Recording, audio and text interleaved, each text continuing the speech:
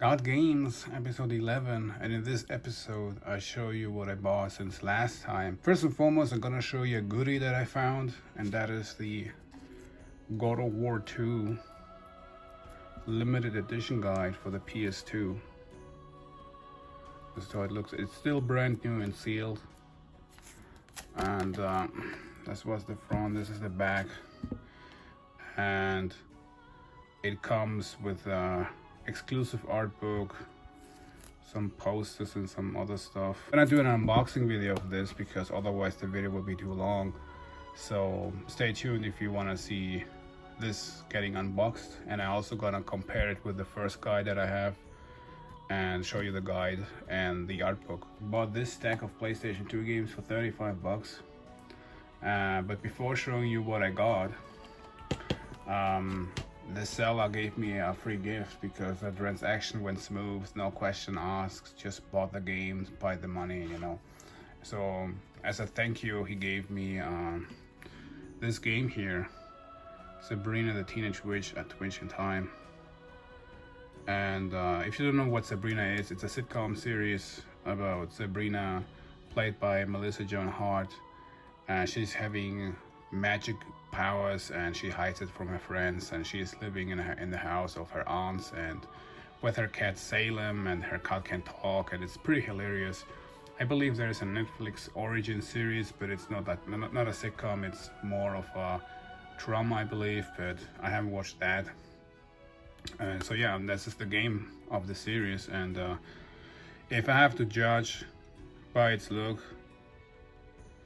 I must say it looks like one of those Temple Run games for the iPhone, I ain't gonna lie, but I mean, it was for free, so I'm gonna add it in my collection. So yeah, let's check out the games. And the first game is Crazy Taxi. This one is only disc without the manual. A really classic, dope game. If you haven't played Crazy Taxi or you don't have this in your collection, highly recommend it. It's like a timeless classic. So yeah, that was the first one. Then I got Justice League Heroes. This is also without manual. Never played this one, not so sure what this game is about.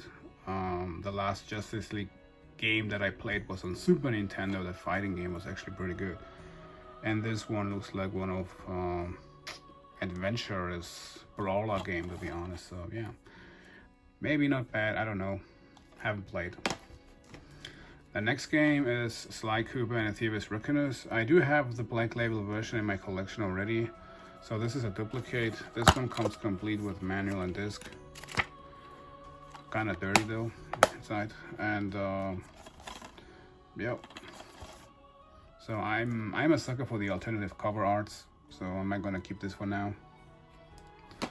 The next one is also a duplicate. It's Kingdom Hearts 2. I also have this game already in my collection.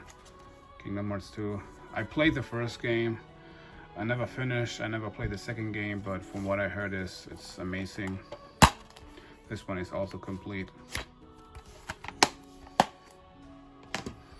Then I got Orphan, Sign of Sorcery. I believe this was a launch title.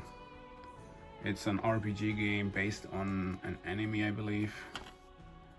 And unfortunately, I mean, I'm not sure if you can see it, but the spine has some water damage. And I've seen a guy on YouTube basically taking off the spine of the cover, putting a shirt over it, put the iron on it for a couple of seconds, and that helped him.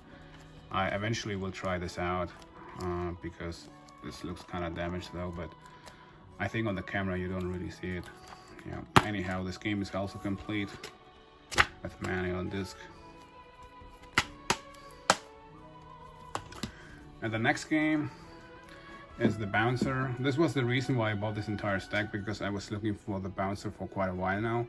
I wanted to have a clean, good looking copy, and on eBay it's listed, but something is off always, like whenever the inlay is full with stickers or kind of damaged, or the manual is missing, or pages torn apart, the disc is scratchy, and so on. So I'm glad that I could find one copy that is complete with manual and disc, and everything looks kind of clean. So Yeah, it doesn't have a lot of fans because it has huge cutscenes and then you have basically 5 to 10 minutes gameplay.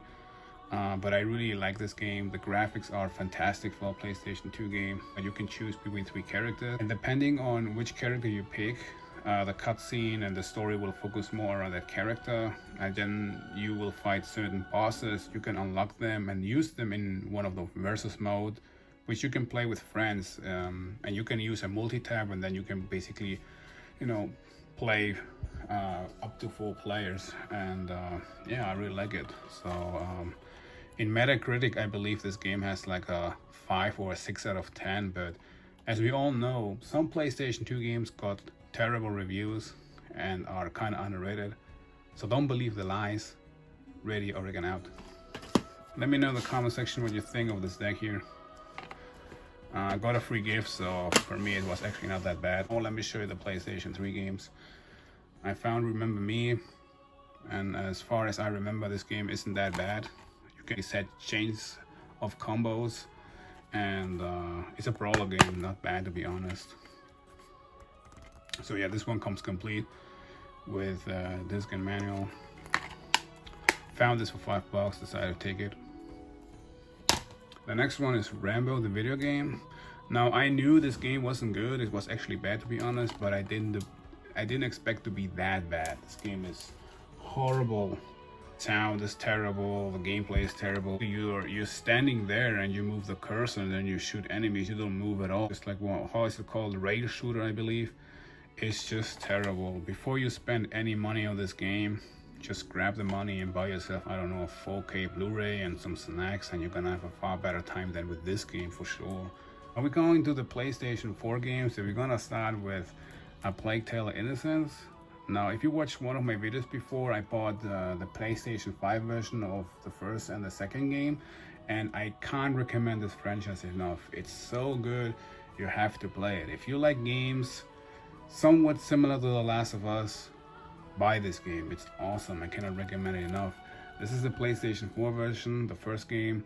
And if you wondered why does the cover look so different, it's because it's the game or the copy of the collector's edition, and the collector's edition has a different cover art from the normal standard edition. So it looks like this. It is still sealed. So yeah. Second game is Call of Duty Infinite Warfare. The thing with me and Call of Duty is I really only buy them when they are super cheap, because I only play the single player campaign and then I just move on. I simply don't have dedication for the online mode. I maybe play some rounds and that's it, to be honest. So yeah, the zombie mode is not really my thing, so I don't play that either. So just go for the campaign and then I'm done with the game basically. But I still like the campaigns, they're pretty good. Unfortunately, just kind of short. The last game is Middle-earth: Shadow of War. I really love the Lord of the Rings game. They are dope for the PS3, PS2, or PS4. I haven't watched the movies, read the books or anything, but the games are always dope. And the first game was a combination of Assassin's Creed and Batman Arkham City, and that's the best combination out there right there. And the second game, I have not played it. I think it was a part of the PlayStation exclusive program, so I may eventually have it on my library without even knowing, but this was brand new for $10, so I unwrapped it already because I'm most likely gonna play the next couple of days. So yeah, if you haven't tried out the Lord of the Rings games, like the Middle-earth series, check them out, they're pretty dope. Let me know in the comment section what you think of my pickups for January 2023. Also stay tuned for that unboxing video that I want to do of God of War 2 limited edition guide. And yeah, thanks for watching. Make sure to like and subscribe for more collection of the videos, and see you next time. Bye.